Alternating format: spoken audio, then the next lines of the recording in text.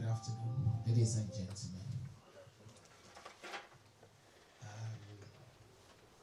would like to welcome everybody to this training session this afternoon. Because of what we have on ground, social distancing, because I'm excited to see faces here this afternoon.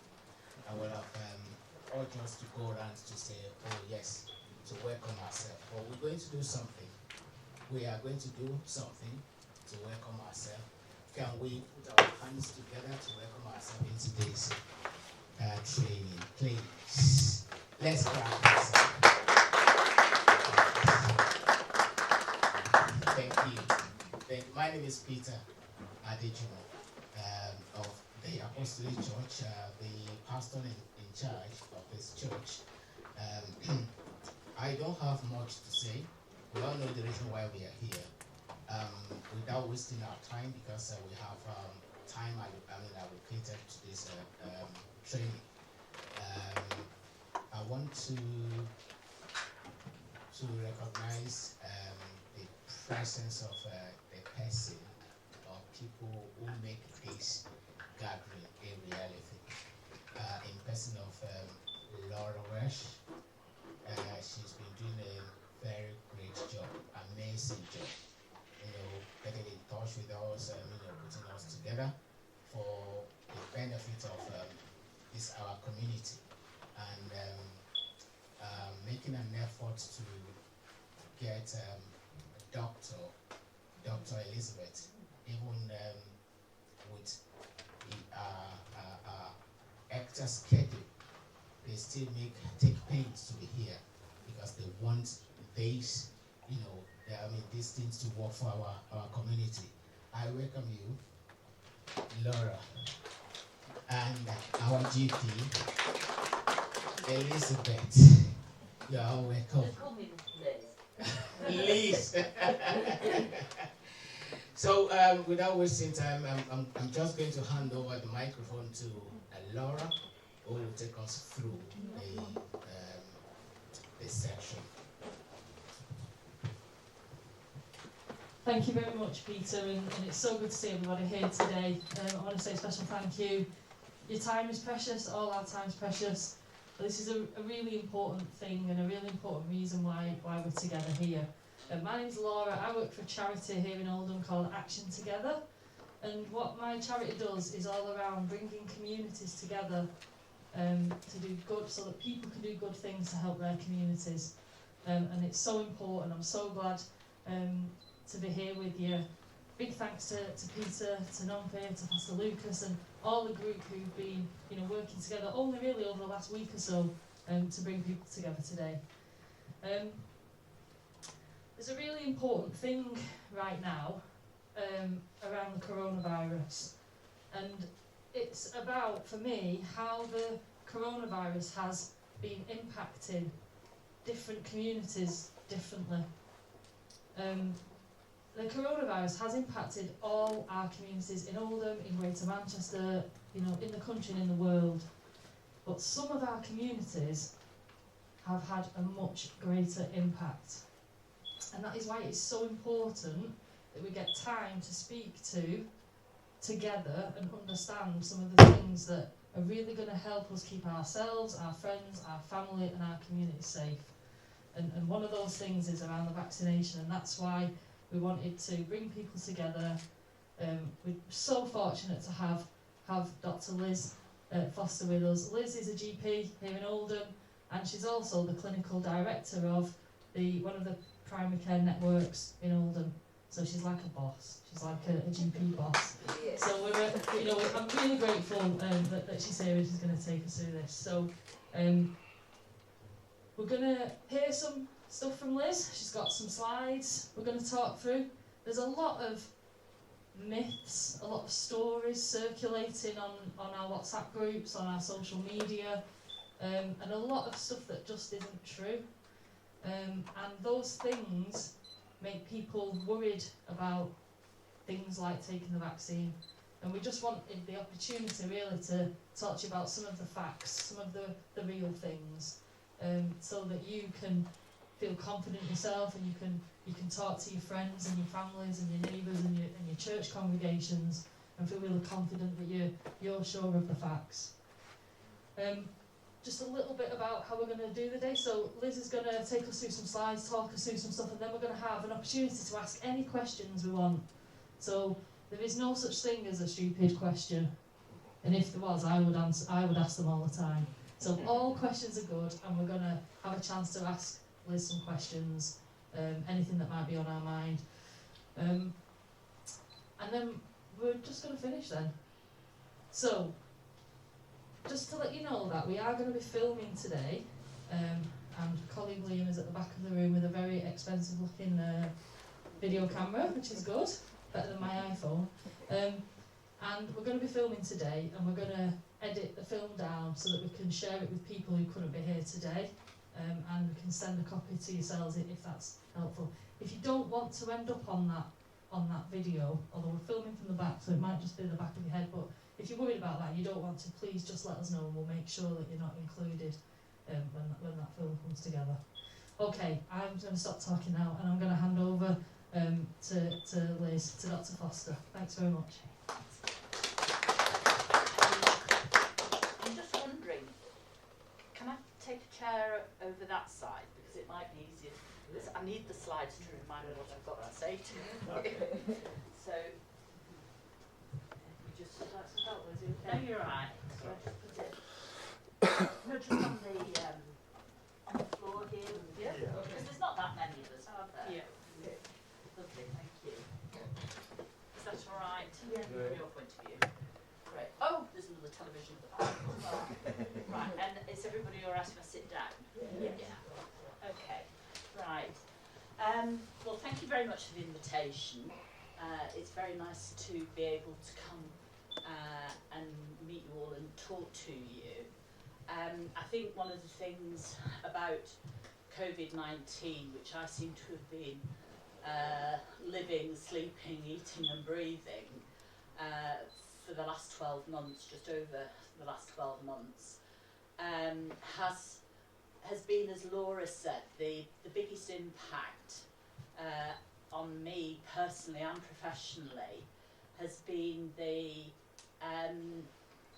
sort of unfairness of it all, I suppose, and the impact that it has had on our most deprived communities, and particularly on BAME communities. You know, sort of, if you just track the data, and in my role as a primary care network clinical director, I've been in on a lot of the sort of quite high level meetings, certainly the high level meetings in Oldham, and some of the ones in Greater Manchester, and it's been consistent how many deaths there have been, and how many people there have been in ITU who have come from the BAME communities, and in the white communities, usually from the more deprived parts of our community. So I'll have to do the Chris Whitty expression. Say next slide, please.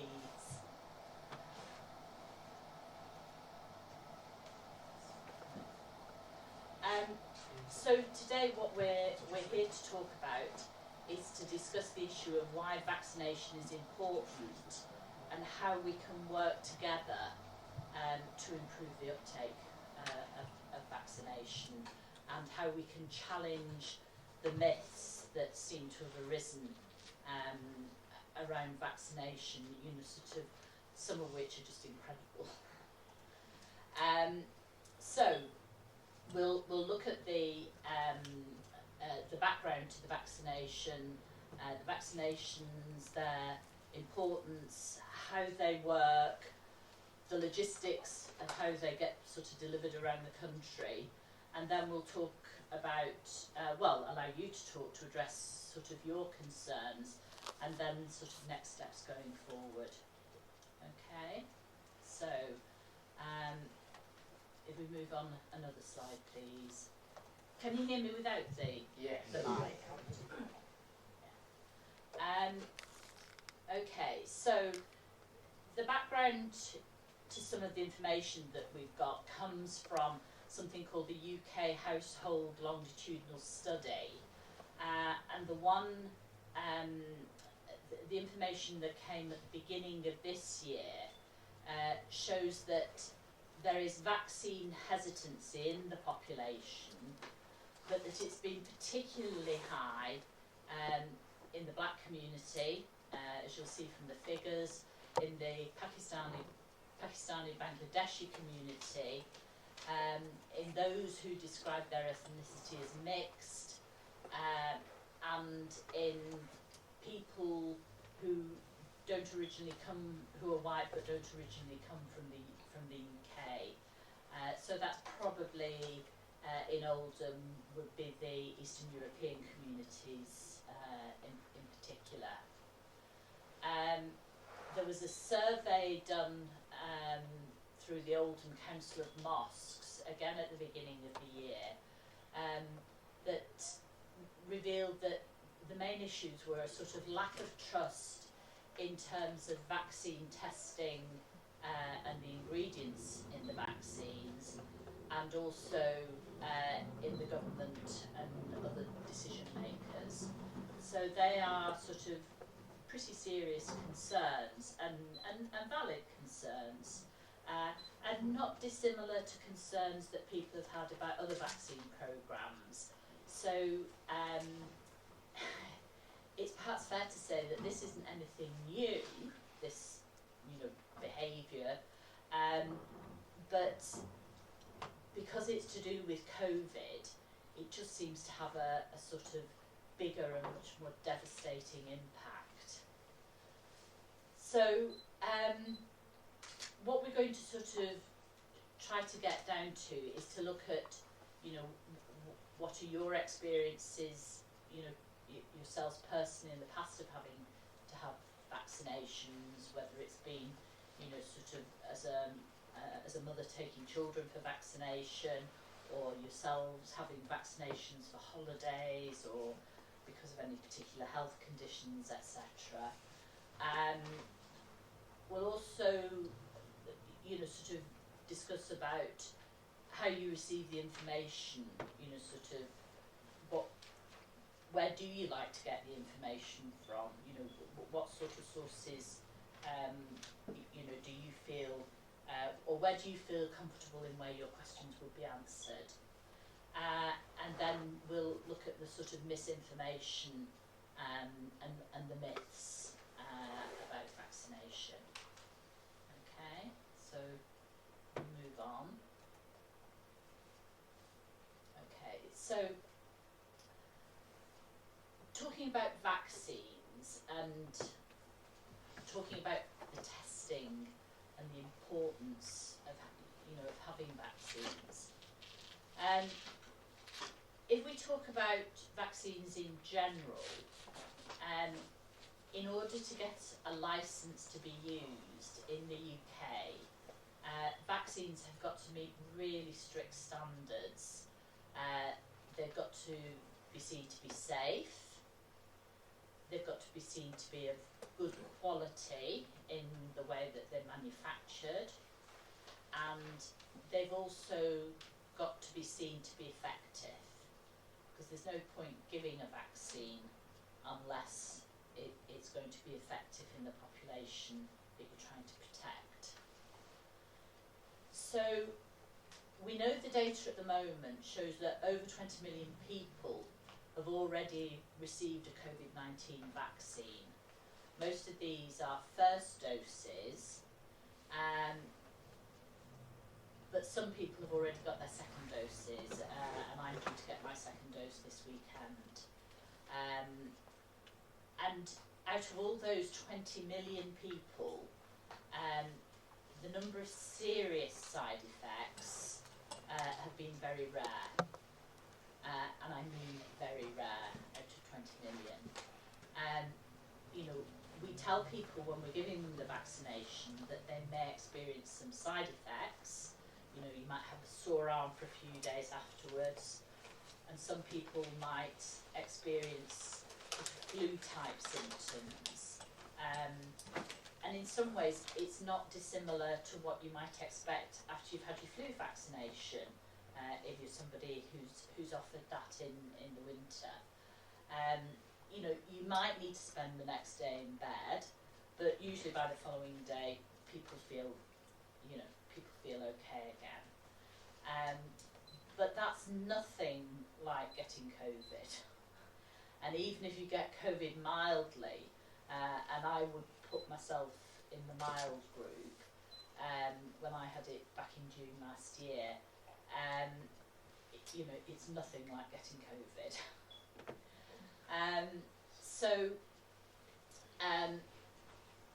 Getting the vaccine isn't the only thing that you've got to do.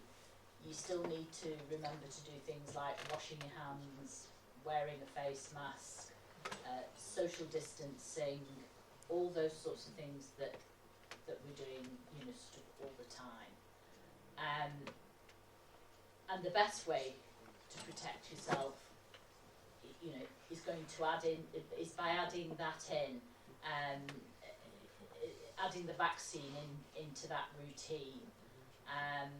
And that's the way that we're going to protect most people in the population, and we're going to save most lives that way. And the evidence coming from the number of vaccines that we've given now that we're seeing, you know, as I was driving here today, I was listening to the news, and, you know, it is really quite startling how the numbers are now beginning to fall. You know, the numbers of people who are in hospital with COVID, the numbers of people who are dying within the 28 days of getting COVID, and the numbers of people who are getting COVID and it becoming a serious illness for them. Because you can still get COVID after you've had a vaccination, but the likelihood then of it becoming serious, i.e. needing to go to hospital, into intensive care and those sorts of things, the illness that people might pick up tends to be so much milder. So, you know, the evidence to me, and I know, you know, it's easy for me to say that because I'm used to looking at, you know, statistics and medical evidence and things like that.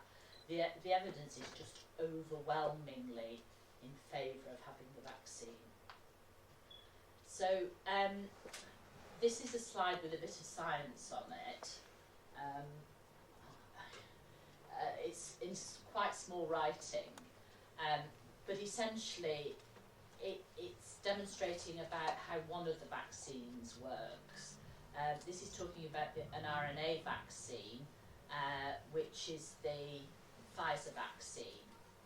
And essentially, the Pfizer vaccine's slightly different to the AstraZeneca. You know, they work on different pathways, but they get to the same place in the end. The Pfizer vaccine is the one that sort of hits the spike protein on the virus, because if you see the picture of the bigger virus with the little spikes sticking off it, that's where the Pfizer vaccine attaches itself, and it causes cells in your bloodstream to make antibody, and it also activates the T cells, which are part of your white blood cell. Within your white blood cells, you've got different groups of cells, but it particularly activates the T cells, and they're the ones that neutralise essentially the virus. The AstraZeneca vaccine, which is the other one that's currently licensed for use in the UK, is a bit more like the vaccines that you might have had yourself before, and the childhood vaccines, where you inject a sort of safe but modified bit of the virus essentially. So your body's sort of meeting the virus, but then your antibodies, like with the other one, realise that it's foreign protein, foreign substance, and it's not good for you, so it goes into attack mode and it neutralises the, you produce antibodies which then stop it spreading within your body so that you put up resistance to it, essentially. There are some other vaccines that are going to come on board, but the AstraZeneca and the Pfizer are currently the only two vaccinations that are being used in the UK. But across the world, all the vaccines that are being used do seem to be effective. They talk about different levels of effectiveness, but they're all good enough to produce a population response. If you vaccinate a lot of the population, then you get good immunity within that population. So, people said, oh, I want this one, I want that one, I want the other. But to be honest, there's not an awful lot of difference between them, and not enough to stop, to suggest that one is better than the other. Even on the news today, there were some new figures out about the AstraZeneca vaccine, which was saying that the new figures showed that it was slightly less effective. The percentage has moved from 76 to 73, but in the great scheme of things, that doesn't really matter, because it's a high proportion. So Public Health England are monitoring very closely the effects of the vaccine. They're not called Public Health England anymore, but they're not quite sure what their proper title is going to be in the future. But essentially, it's the people who deal with our public health and look at the health within local communities and population. And the Public Health Department in Oldham sits within the local authority, and we've got a fabulous Director of Public Health here. She's really brilliant, really good. So the Public Health England monitoring for the Pfizer vaccine, there was a big study called Siren that was done in UK healthcare workers. So these are healthcare workers who had taken the vaccine, and that showed that the protection that they were getting in England from a single dose with the Pfizer vaccine was 72%, which is great. They also found that any cases that were occurring in older vaccinated people, and there's quite a few of those in the health service, they were around half as likely to need to be hospitalised or die. They caught COVID. And then with the AstraZeneca, the evidence from the phase 3 trials, vaccines get tested in various phases. The phase 3 are the ones where they're being used in real people. In phase 3 trials, there were high levels of protection against serious disease and death after the first dose. And if we go back to what I've just said about the falls in the numbers of people in hospital, people dying, that's based on the effect largely of the first dose of vaccination. Because I started vaccinating people down at the Capitol building in Failsworth in between Christmas and New Year, and it was only last weekend that we gave the second doses to those people, because you may remember the government changed the timing. The first ones who were done in December got their second doses after 3 weeks, and then the decision was made whilst we were vaccinating, we were telling people they were coming back in 3 weeks, and then the government changed their mind and took it to, it had to be done within 12 weeks. And so we had to inform everybody that they weren't going to get their second vaccination until 12 weeks, which was a bit disconcerting at the time. But, you know, as time has gone on and we've seen the fall in the number of cases, you know, the overall feeling is that we have been able to vaccinate more people by moving to this policy of 12 weeks for vaccination, and that, you know, we probably have saved more lives doing that. So, you know, it has been a good thing. So, safety of vaccines.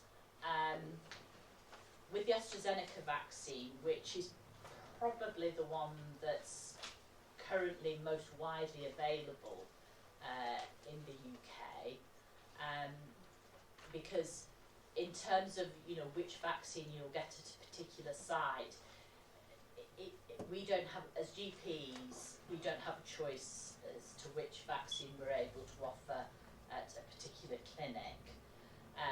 So we get sent vaccine and we administer it. So this next weekend I am doing second dose of Pfizer vaccines, but then after that I've only got AstraZeneca coming for the next several weeks for first doses and for second doses.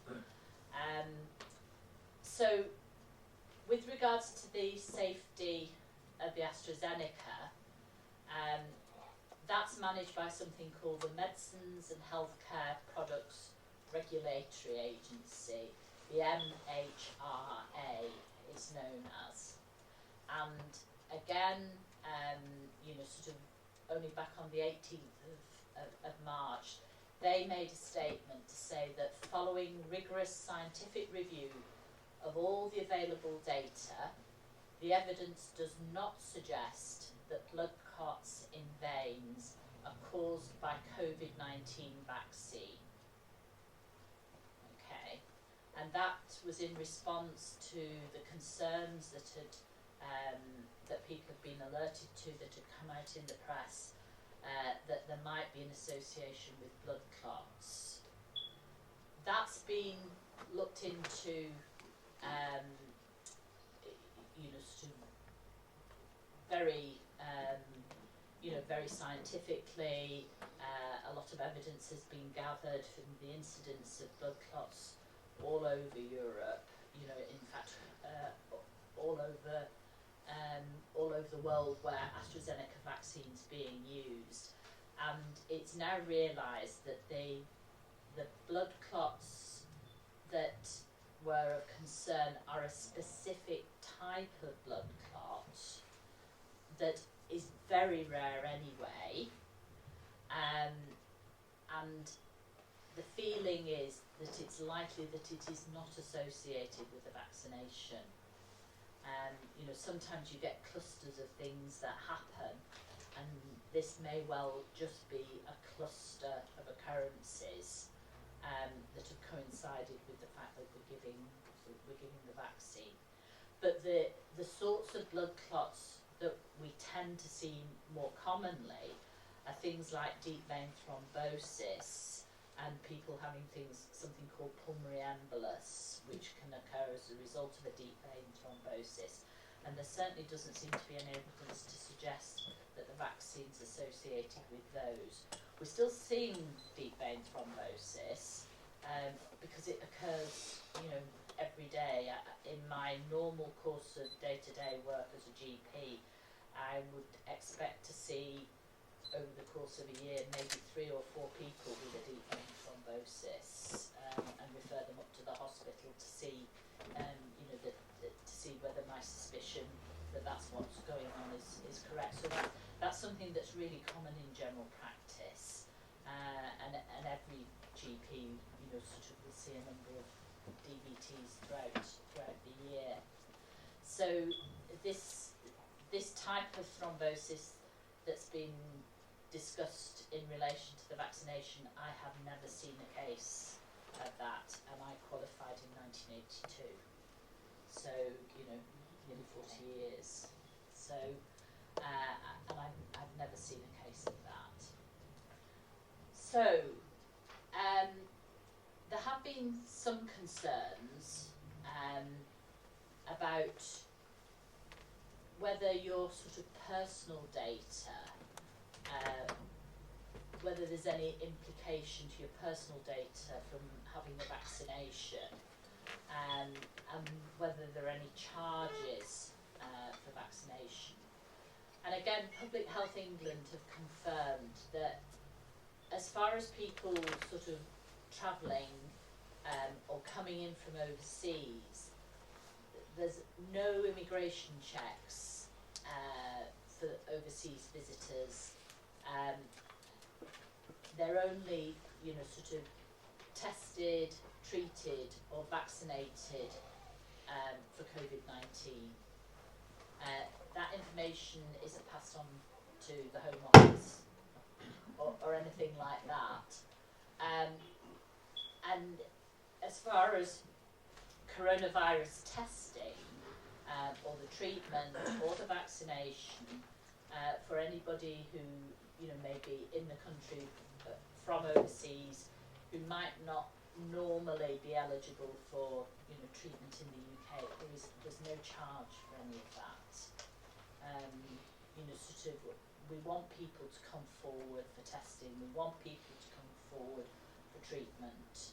You know, sort of, it would be totally wrong to charge people for that.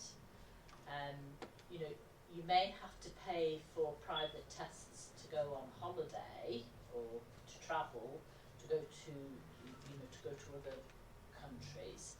But in terms of, you know, people living their life here day to day in this country, you know, you should not be expected to pay for tests. You know, your employer shouldn't ask you to pay for tests. You know, this is all dealt with through public health, and the aim of it is for everybody to have the opportunity to stay healthy. So, where are we in Oldham? The way things are working in Oldham is that you can get vaccines at the moment at sort of various different places. I know the slide says GP practices in Oldham. That's not strictly true at the moment, because GPs are now working in sort of neighbourhood groupings called primary care networks, and the primary care network that I'm responsible for is the one in Hollingwood and Failsworth, which also stretches up to Fitton Hill, and we're known as Oldham South. There are 5 primary care networks all across Oldham. Oldham East looks massive, but it's actually not it's not as highly populated as the central area. It's the sort of more rural part of Oldham, Saddleworth and some of those other villages out at the centre of Oldham. So although it looks very big geographically, the population in that area is comparable to some of the other primary care networks.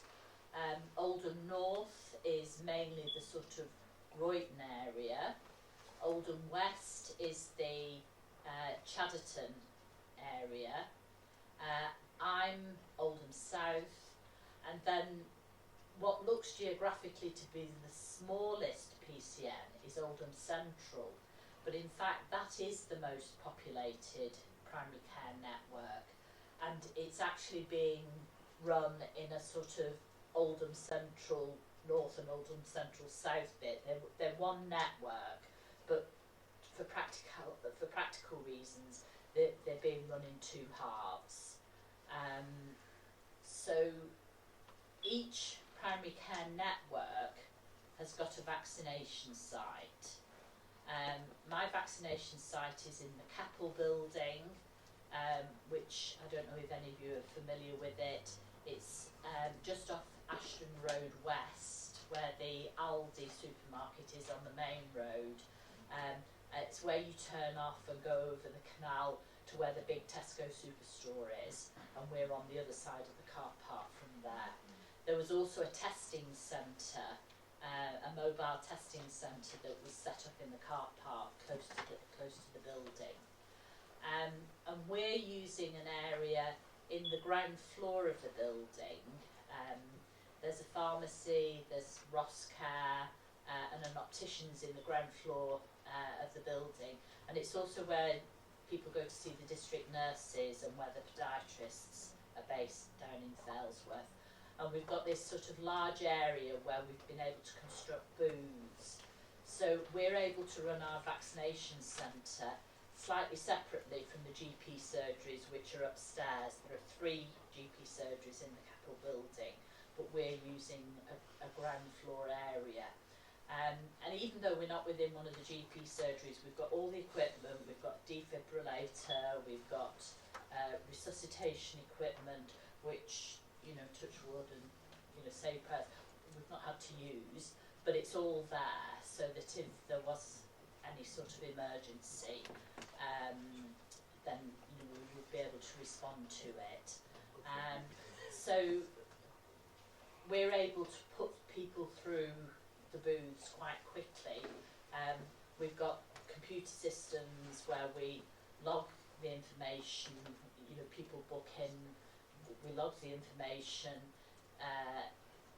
the vaccine batch numbers go onto the computer so we know what any individual patient has had, and then that information actually goes, you know, sort of via a few steps and goes back into your GP record.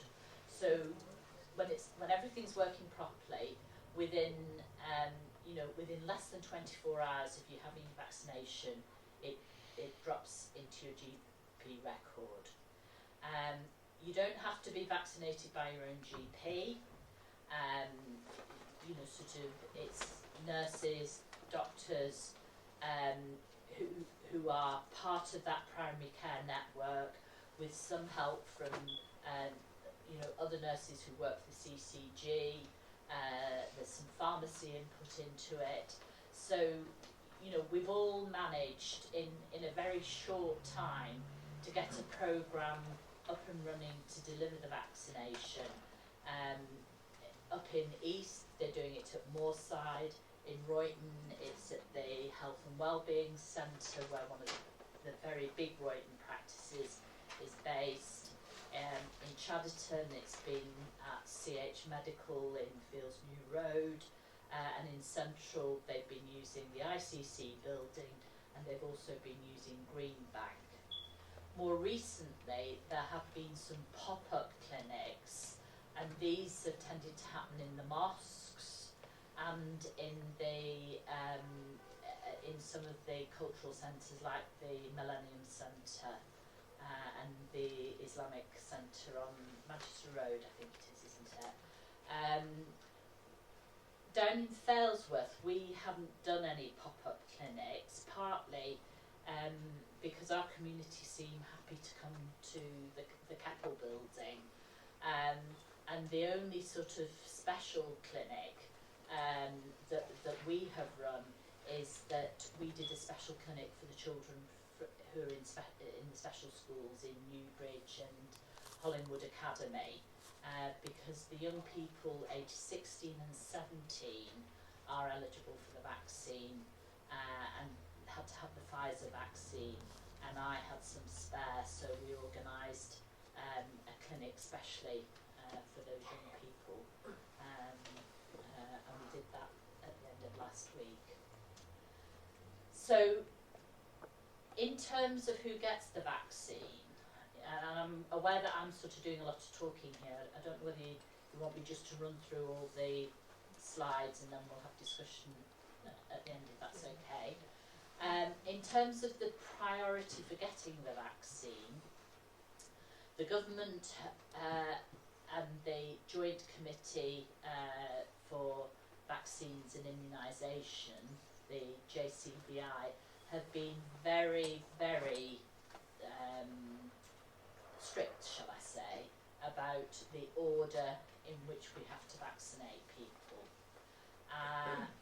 And the reasons for this have been good because, you know, we had to look after those who were being the most seriously affected. And it became evident from quite early on in the pandemic that the older people and the ones who were living in care homes and the staff who were looking after them in care homes and healthcare workers were probably the ones most at risk of getting COVID and, you know, becoming ill and, you know, sort of it being a sort of fatal event for them. And if you think about it, you know, sort of care work and some levels of healthcare work are not particularly well paid, and the you know, the Asian population and the, you know, African, Afro-Caribbean populations are overrepresented in that type of work. You know, sort of, and so the numbers of people from these communities who have caught COVID, who've been very ill with COVID, and some of whom have sadly died with COVID, you know, the big proportion have come from your own communities. Of all the doctors who have died with COVID, more than 2/3 of them have come from the main communities. You know, which is, you know, it's dreadful, really. You know, it's awful. So in terms of sort of filtering down through the groups, the people, as I said, in care homes, the staff looking after them, and the healthcare workers were identified as the people who needed, you know, the frontline healthcare and social care workers were prioritised for vaccination. And then sort of we were asked to sort of work down, people are divided up into cohorts 1 to 12. So we started off with, you know, cohorts 1 and 2, and then we moved down through the ages. You know, we did the over 80s first, then we moved from 75 to 79 and 70 to 74. And then when we got to cohort 6, it was people who were aged between 16 and 64, I think it was, who also had what's called a long-term condition, because there are lots of people out there in the community who live their lives with a long-term health condition, that most of the time, you know, they're fine, they go to work, but in the pandemic, their lives have been more at risk because of these underlying health conditions. So it's been people with things like, you know, bad asthma, bad chronic obstructive pulmonary disease, with kidney disease, which may be resulting from, you know, poorly controlled high blood pressure over many years, people who have got conditions like Crohn's disease or ulcerative colitis, who are on particular medication, which, although it keeps them fit and well, it lowers their immunity. And, you know, sort of, so there have been questions raised at some of the immunisation clinics, you know, why is he being vaccinated? He doesn't look old enough. Well, you know, he might have a condition that you can't see from the outside, but he has been at risk. He's had to, you know, he's had to isolate himself. He's had to shield for the last few months. So that's why he's getting the vaccination. sort of, and he's getting the vaccination before somebody who may be in their 50s but doesn't have any long-term health condition. So the way that the sort of prioritisation for different groups has been organised has been according to people's health needs, and we know that in the Black and Asian population that there are a lot of people who have long-term conditions. Hypertension, high blood pressure and kidney disease is much more common in the Black population. Diabetes, particularly in the South Asian population, we've got really high rates of diabetes in Oldham, and so there are lots of people, sort of who otherwise you would pass in the street and not think there is anything wrong with them, who have got underlying health conditions that do put them at increased risk if they get COVID. And there are a lot of people who have these conditions who don't choose to go to the doctor very often, might not know they've got them, and they're probably even at more risk of developing complications. So the other people who've had priority for vaccination have been those who are carers, people who are looking after people, other people with disabilities, elderly parents, etc. So they've also had some priority for vaccination, and those parents who are caring for children with disabilities, because don't forget that the children at the moment, the children under 16, some of whom are quite vulnerable, can only have the vaccination in very specific circumstances, because currently none of the vaccines are licensed for children under 16. So where we're at in Oldham is that we are working through the vaccine cohorts.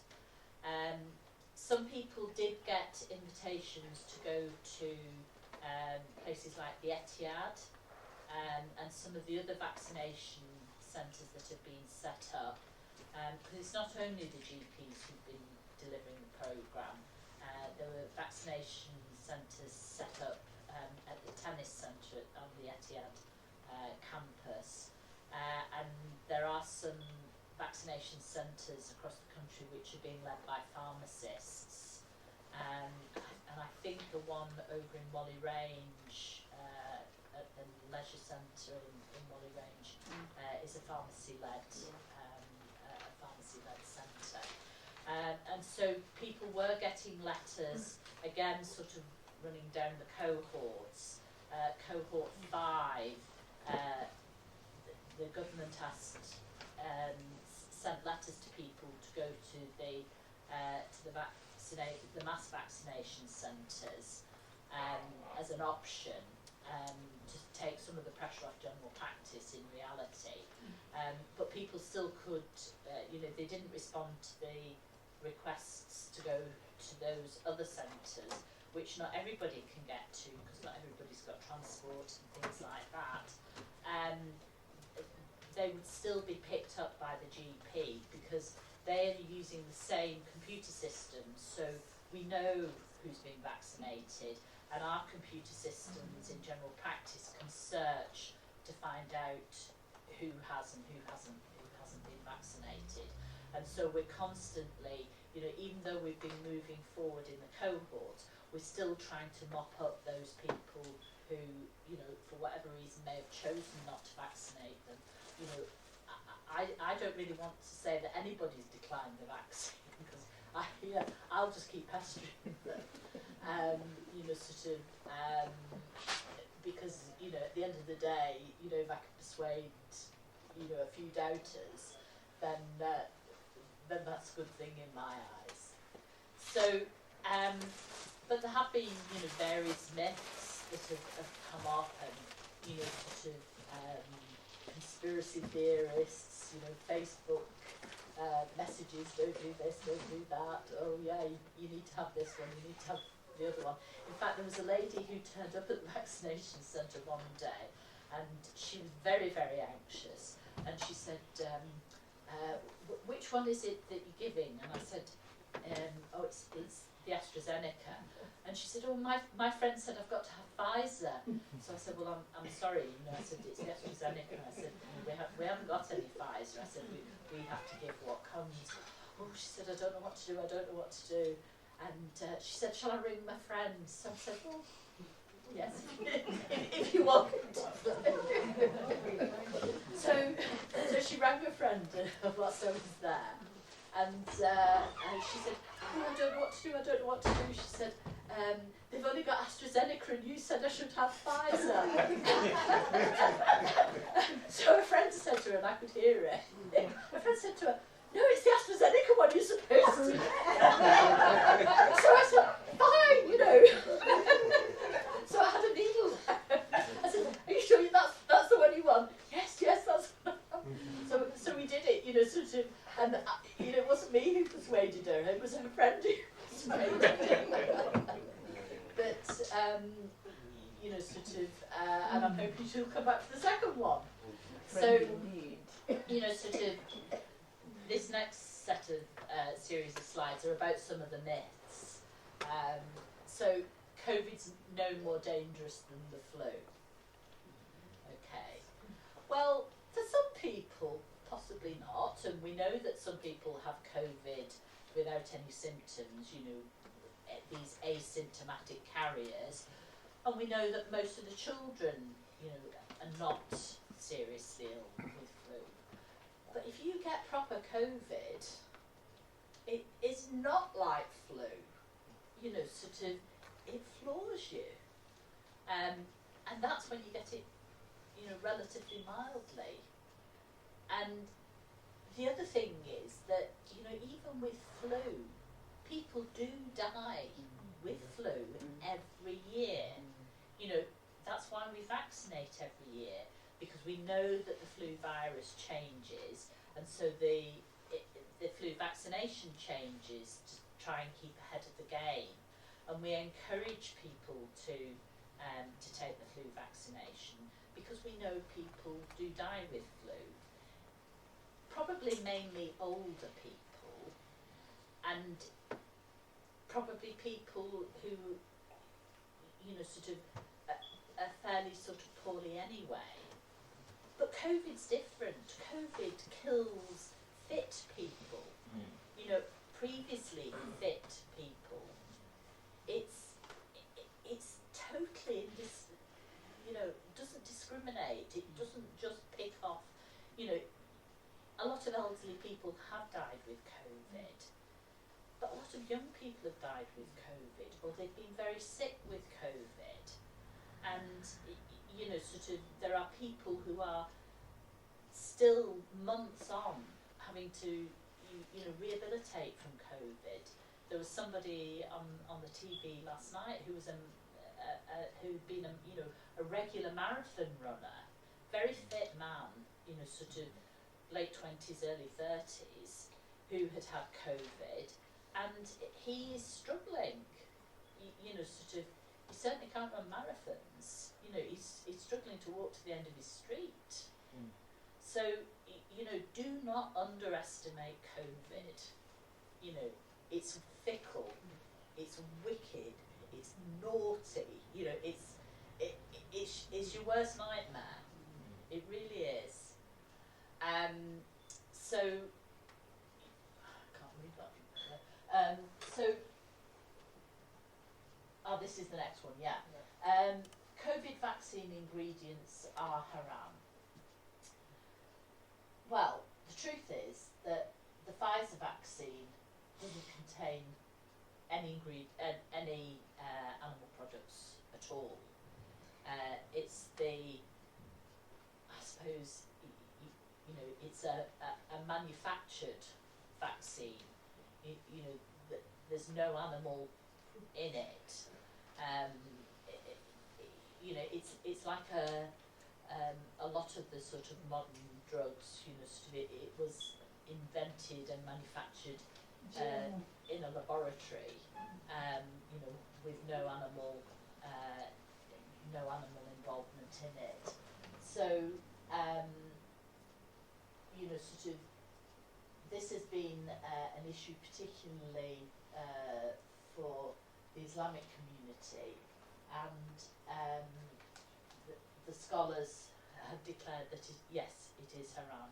It's perfectly acceptable to take it, and you know, even as Christians could have it on Friday. You know, there's no reason not to. There's no reason not, you know, there's no reason not to have it. What's this next one? All right, the vaccine was approved too quickly to be safe. Well, it is true, you know, things did move fast because they had to move fast. But what you've got to remember is that, you know, sort of, although it's a new virus that is particularly nasty, it is related to other viruses.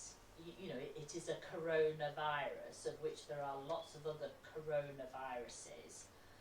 And although this one has particular characteristics that makes it more infectious, more dangerous, there are still bits of it that work like other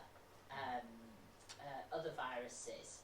And in terms of developing a vaccine to protect people against it, there was already an awful lot of work done, a lot of scientific work done, that allowed the scientists, you know, based on their previous knowledge of making vaccinations, they were able to use that knowledge and sort of, you know, be confident that they were on the right track.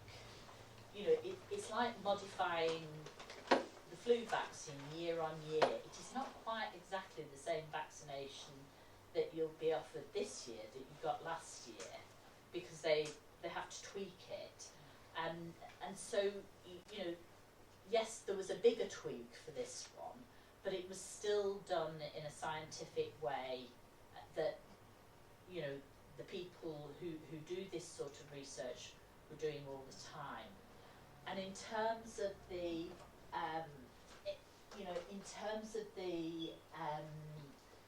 sort of rollout of the vaccine and the testing and things like that, a lot of the testing of the vaccine was going on from quite early last year, because as soon as it became evident that we were into a pandemic, you know, the scientists went into overdrive.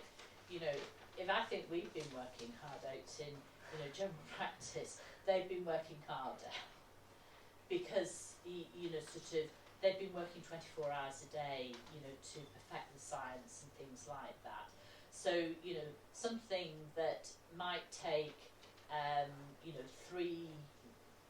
know, 3 months working 8-hour shifts, they did in a month because they were working 24-hour shifts. So, you know, sort of the speeding up of the process, yes, things were done very quickly, but they weren't done cutting corners and, you know, compromising people's safety. COVID causes irreversible side effects. COVID vaccine, sorry. Yeah, COVID causes irreversible side effects. There are a lot of people who will never get back their full health because they have had COVID. But the vaccine doesn't do that. You know, the vaccine prevents you getting COVID and does a good job at doing that. And for those who, you know, may not be fully vaccinated and still catch COVID, it stops them getting really ill. So, you know, it is a 2-dose vaccine, and we tell people after they've had their first vaccination that they've still got to be careful. They'll get partial immunity after about 2 to 3 weeks, but they do have to come back for their second dose. Okay. vaccine may modify your DNA. I suppose this goes in with the putting a microchip in, and Bill Gates and all those other conspiracy theories. Well, the COVID vaccine, certainly for the Pfizer, does use mRNA technology, and that's RNA, not DNA. There is a difference, but they're not putting DNA into your cells. Sort of, it's not gene therapy, and they're not putting microchips in either. And with the mRNA component with the Fisa vaccine, that gets broken down by your body. Sort of, it's just used to get the vaccine in, to get the vaccine, to do its job, to get your body to react to the vaccination, and then the mRNA's broken down, so nothing goes into your cells. Just be quite clear about that.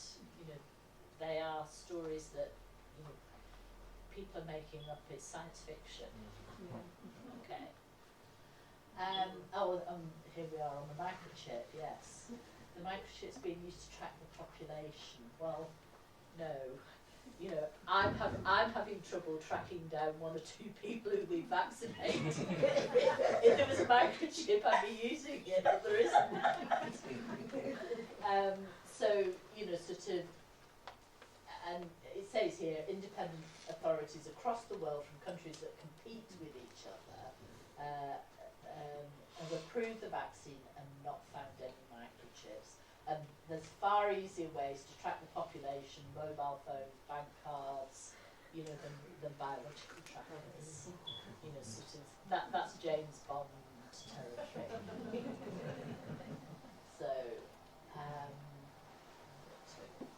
right, COVID vaccines can make you infertile and able to have children. Right, this has caused lots of issues. And there's been one that sort of has been spread widely through social media and has caused a lot of upset and a lot of distress.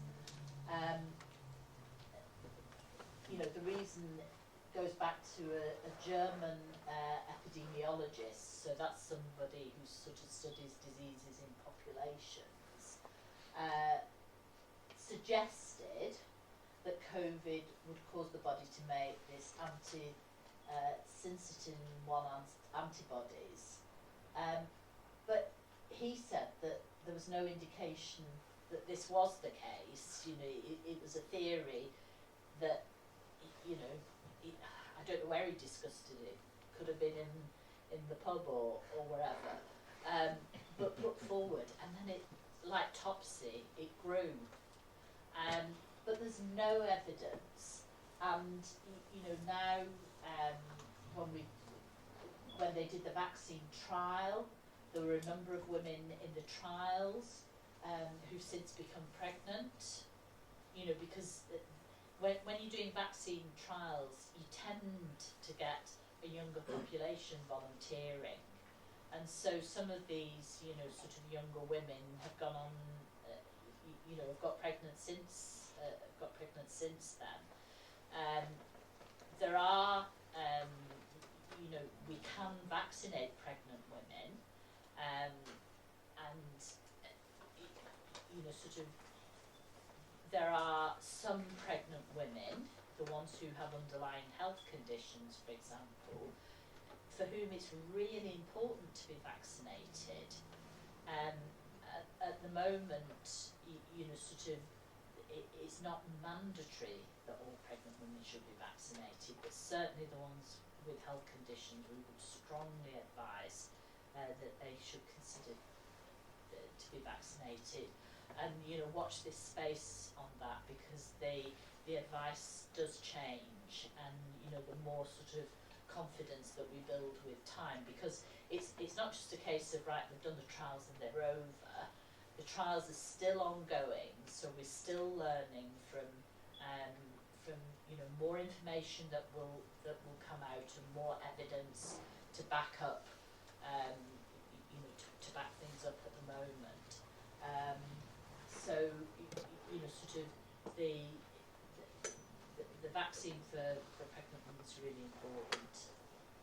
Okay, Liz, before you go any further on your Mythbuster slide, Yes. you can add this, especially in the African black community. They've got this myth that the Western or the white people are here to wipe us all. Really to kill this vaccine is here to wipe the black nation.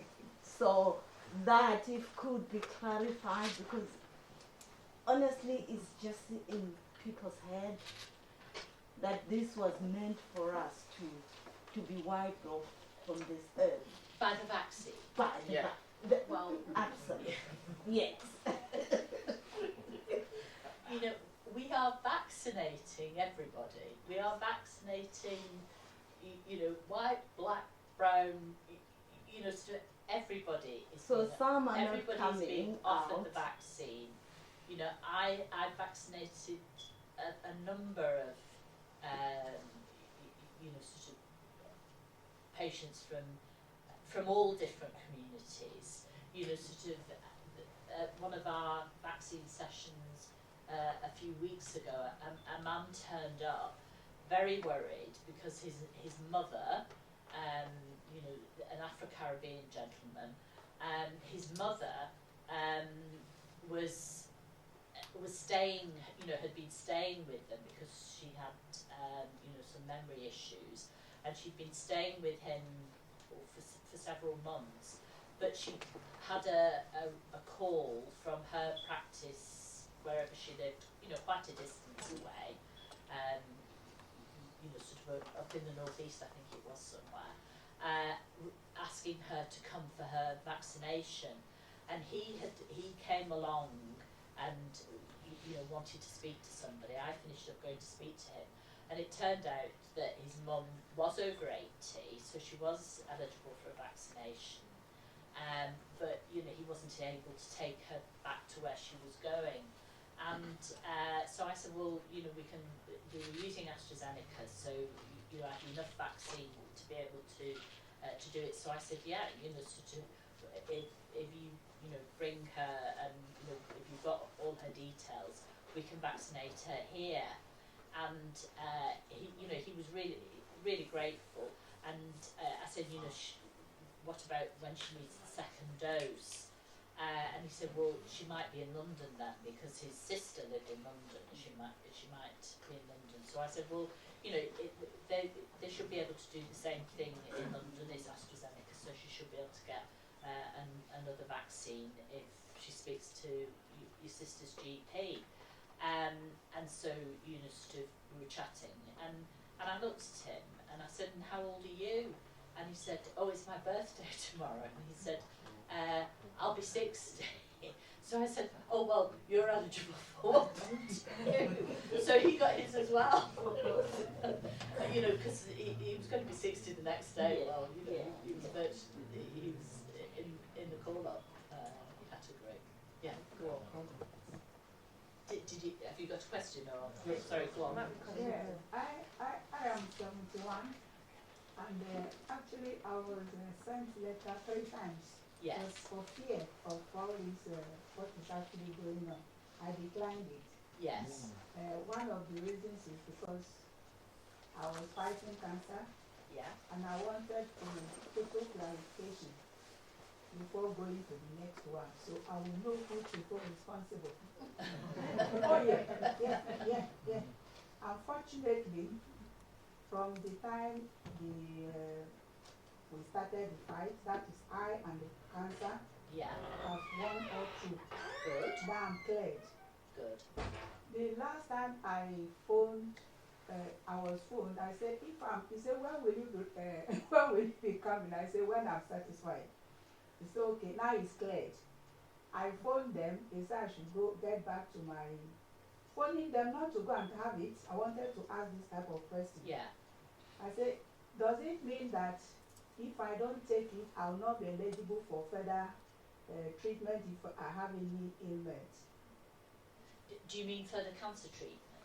No, not that. No. Cancer treatment is all Or gone because further medical treatment? Yeah, medical treatment. Yes. If you don't have the vaccine? Yes.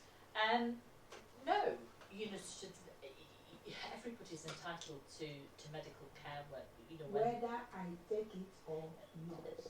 That won't matter. Your GP surgery will know whether you've had it or not. No, I haven't gotten it. No, but they will already know whether you've had the vaccination or not.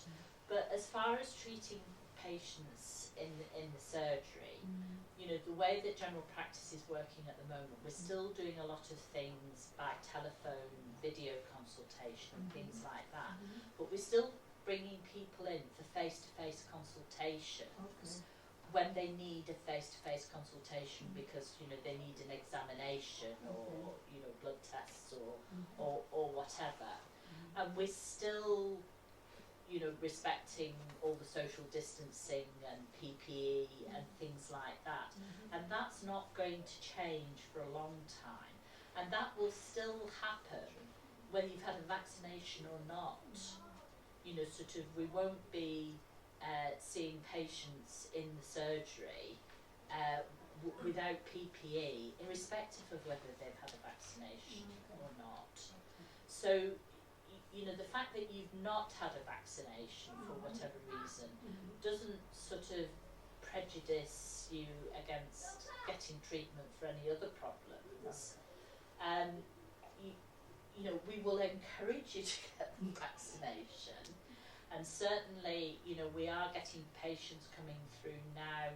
Say, for example, somebody who needs a hip replacement or a knee replacement. You know, they've been on waiting lists for scheduled surgery that's been held back, you know, because of the pandemic, and, you know, orthopaedic surgeons having to go to work in A&E departments or, you know, help on respiratory wards and things like that. We are now getting requests to vaccinate people or to give them their second dose earlier than they would normally be being asked to come back at 12 weeks, so that they and that's to sort of try to reduce the risk in the hospital. Not having a vaccine for whether it's choice or medical reasons would not preclude you from ongoing medical care, but the way that you get that medical care, depending on what it is, might have to be modified if you've not had the vaccine. But it wouldn't stop you getting it. But, you know, sort of, and it's difficult to be very precise because it depends what type of medical care you need. And you might have to be screened for COVID. You might have to have a COVID test done, you know, before you could be seen for whatever you needed to be seen for. Second question. Yeah. Now that my age group has gone, am I eligible to book for? Yes, definitely. Because, as I said, although we've been moving down the age cohorts, there's still a sort of ongoing sweeping programme. So we're moving down but still sweeping up, you know, to try and mop up those people who, you know, sort of, and people have missed their vaccination for all sorts of reasons. You know, some people were in hospital, some people, we can't give anybody a vaccination if they are within 28 days of having had COVID or a positive COVID test. So, you know, sort of, if you had COVID 2 weeks ago and you turned up at my vaccination centre because we'd invited you, but we didn't know that you had COVID 2 weeks ago, we might have invited you, but when you were screened, you know, asked questions before you get to the vaccine, if you said, oh yeah, you know, my test was positive and it's only 2 weeks ago, we would have to say to you, I'm sorry, we can't give it you today, but we would keep a record and make sure that you got invited once you've got beyond the 28-day period. Thank you. Is that all right? Thank you. So you're going to have it now? I'm considering it. Good. Maybe probably with you. We've got a question for the Yes. gentleman here. Yeah, I just want to put in or ask, because a part of the myth was that the kind of the vaccine designed for the blacks, the color is different from the ones for the whites. That yeah, I'm saying what the black is what I had. That at the point of giving you the injection, those ones for the blacks or the color, it's identified by color.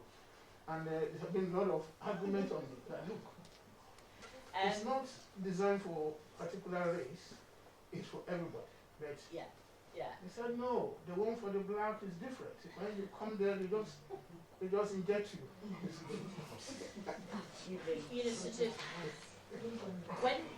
I suppose when you see on the television, you know, the manufacturing, the photos of the manufacturing sites, things like that, the vaccines that we have been getting, the Pfizer comes in like a sort of pizza box. We get this sort of like a small pizza box, only an 8-inch pizza, it's not a big one, it wouldn't feed a family.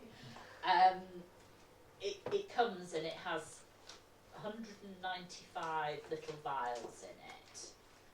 That has to be diluted with some sodium chloride, some saline, 1.8 mils, and then it has to be very carefully inverted.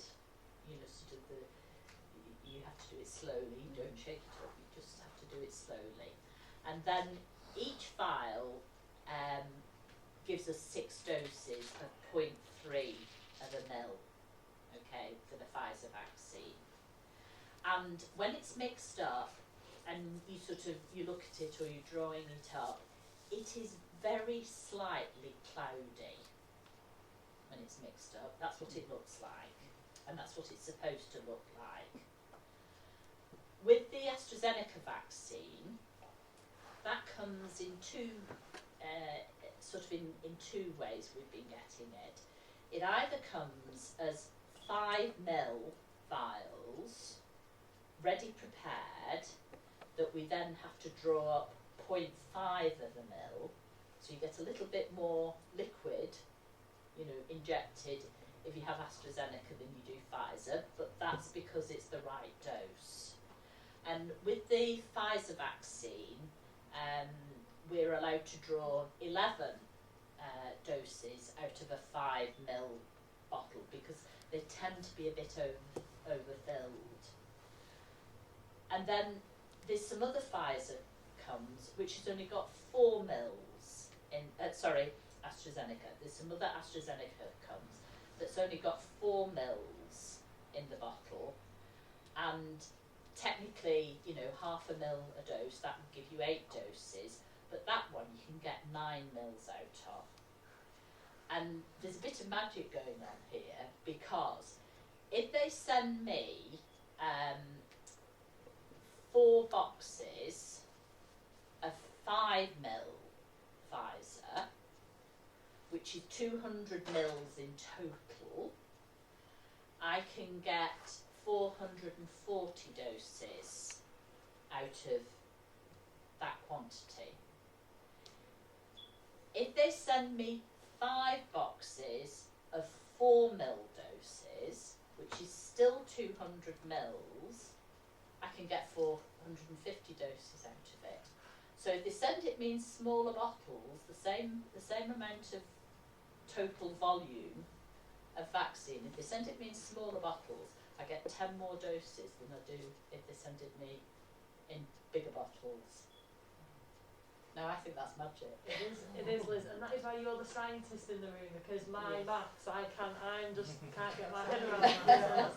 But I think it's a really important question, you know, Nompa, you've raised it, and this gentleman, around that myth that the virus or the vaccine has been designed to get rid of a race of people or people with a, you know, it's really important that we challenge that whenever we see it. You know, my skin colour is different to your skin colour, it's different to Liam's skin colour, who's, you know, filming us at the back there. But underneath our skin, our bodies are the same. We're made of the same stuff. Predominantly, we're made of water. Most of us is water, isn't it, Liz? Yeah. You know, we are the same. So it's really important. I'm really glad you've told us about that, because we need to put that as a myth up on our slides and be talking to other communities Absolutely, we're about really it. fighting. I've got friends who are nurses.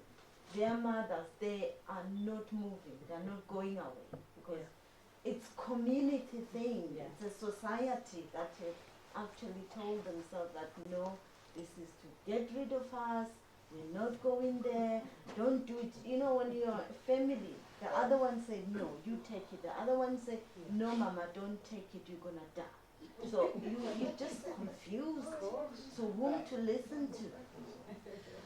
I think, sorry, go on. Question from Peter. Yeah. Sorry to say this. I got a call sometimes, and the person was asking me, have you had your vaccine? And what are you telling your congregation about it? And I said, yes. I've had my first dose, and my second dose is not far away. And I said, I'm only encouraging people to go out there to get their vaccine.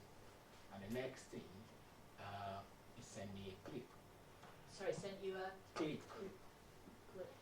And when I watched this video, it comprises of a session of doctors from this country, United Kingdom, US,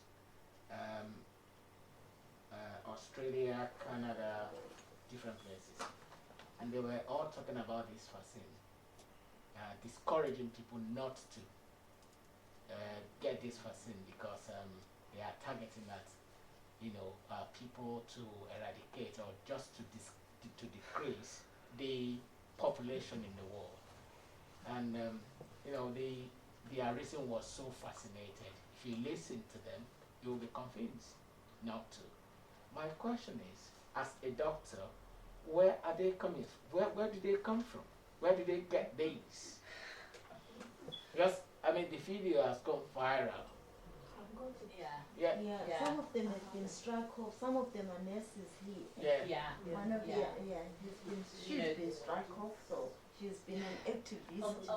Unfortunately, with social media, things are spread so quickly, and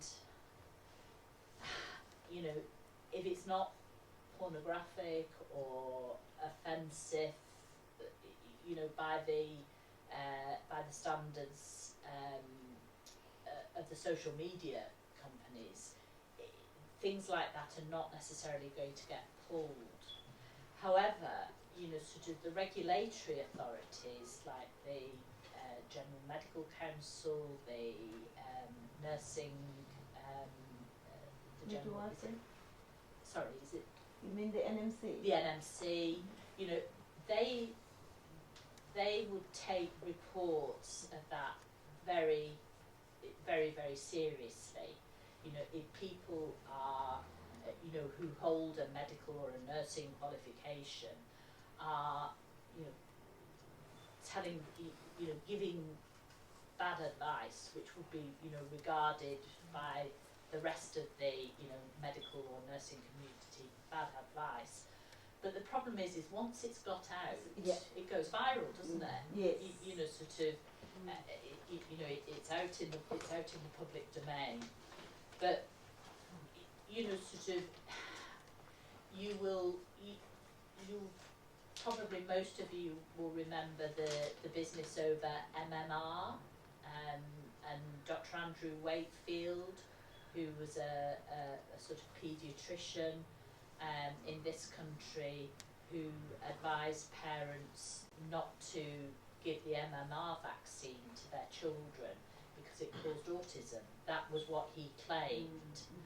And that did huge damage to the MMR campaign, not only in this country, but in other countries too. And it went to court, and he was found guilty. but the damage, the damage was done. The damage was done, and it has taken us years, literally years, to get back to the levels of MMR uptake in the community that we had before that. And in those years, children have died. Measles, children do die of measles. In countries like, particularly, in some of the African countries where children are not vaccinated or don't have access to vaccination against measles, there are children who die of measles. We have had outbreaks of measles in this country. There was, within the last couple of years, we have had some measles outbreaks, mainly in the travelling community. But there was a child died of measles in Greater Manchester in the last couple of years, and others who have developed. There's a very rare complication of measles that produces a sort of encephalitis and a chronic sort of degenerative brain condition. It is a rare complication of measles, but it's awful. It's a bit like BSE, the bovine spongiform encephalopathy, the Jakob-Creutzfeldt disease that people got. It's a bit like that, and many years ago I looked after a child who had this condition, and it is a deteriorating condition. You have a normal child who, sometime after getting the measles, started to deteriorate, couldn't walk, started stumbling, had problems with speech and things like that, and eventually just degenerated until the point at which they died. These are real things. They're things that we don't see very often now in this country, because we have good levels of uptake generally with childhood vaccinations, and people forget that people don't die of diphtheria and tetanus and things like that anymore because of vaccination. And if you actually think about what we've achieved in medicine globally, the most successful things that we've done and the things that we have done to save the most lives are giving people access to clean water and to vaccination. Whether it's childhood vaccination or vaccination against some of the other diseases, tropical diseases, yellow fever vaccination, typhoid, cholera, all those awful diseases. The holy grail is still getting a malaria vaccine. That, and the feeling is that that's coming. It's been, it has been more difficult, but the feeling is that is coming. And so the work that's been done to get these COVID vaccines that are now available and that we've achieved in a relatively short time frame is just absolutely phenomenal. And we are now being able to see the impact of that in terms of, as we've discussed, falling hospital admissions, falling bed days in intensive care units, and the fact that people who have had one vaccination and not getting COVID, they still do get COVID. It's not the serious illness that it has been. So. Does anybody have any more questions? We've got about 5 minutes left before we were due to finish, so I don't want anyone to think, I should have asked that, or wanted to say, or anything else to say. No? Just one question. Okay, sorry, yeah. I mean, I wanted you to explain what a blood clot is. I know if you mentioned, you mentioned it earlier. Yeah. But actually, I'd like to know more about that, blood clots, and because like we've said earlier, there's you know, the myth about, you know, the vaccine causing blood clots, which Yeah. isn't true. But I just want to know. I mean, for the benefit of Most someone else as well. most blood clots that we see, the commonest type of blood clot that, you know, that happens in sort of a day-to-day living is a deep vein thrombosis, and that is when there is some restriction to blood flow, usually in your lower limbs, although you can get them, you can get deep vein thrombosis in upper limbs. And what happens is the blood clots, because it sort of can't get through, and most people who've got a deep vein thrombosis will present with some sort of pain, you know, aching in the calf. They might get some swelling in the lower leg and foot, so that it's more swollen one side than it is on the other. And the people who are most at risk from deep vein thrombosis are people who don't move around a lot, you know, so it tends to be the elderly people who, you know, might sort of sit in a chair for long periods, don't move around a lot, and you know, people who are overweight are more at risk of getting deep vein thrombosis. There's an association with getting a deep vein thrombosis, you know, or the risk increases on long haul flights. So you take a flight that's over 4 hours, that increases your risk. If you're dehydrated, which can sometimes, you know, some people do get dehydrated when they're flying because of, you know, it's quite a sort of dry atmosphere.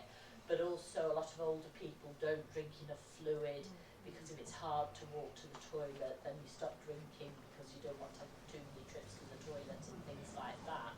So that's the sort of commonest form of deep vein thrombosis. And what we do if somebody presents with those symptoms to a GP, then you know, if we're suspicious that that might be the case, you know, the pain and the swelling, and they've got other risk factors, and you know, there's no good history, for example, to say that, oh, they've got this sudden pain in the back of their calf when they're out running, you know, sort of, it's more likely to be something else in that situation. So if we think they're at risk of deep vein thrombosis, then we send them up usually to the clinical assessment unit, and they have a scan done called a Doppler scan that looks at can look at the deep vessels, you know, in the calf, and can tell whether there's a thrombosis. And there's also a blood test that you can do called the D-dimer, and if that's raised, that may also tell you that there's a deep vein thrombosis. Although COVID has complicated that, because COVID puts your D-dimer up even without a deep vein thrombosis. COVID puts your D-dimer up, so you know, the D-dimer is less useful if you've got COVID. So you use the scan to see whether there's a deep vein thrombosis, and if there is a deep vein thrombosis for whatever reason, you usually start somebody on something that will thin the blood, some sort of anticoagulant treatment. And that's sometimes injections of heparin, you know, that they have a daily injection for, and then you sometimes will also need to look for other complications as to why they might have got the deep vein thrombosis in the first place, and that might involve having to give some other treatments as well.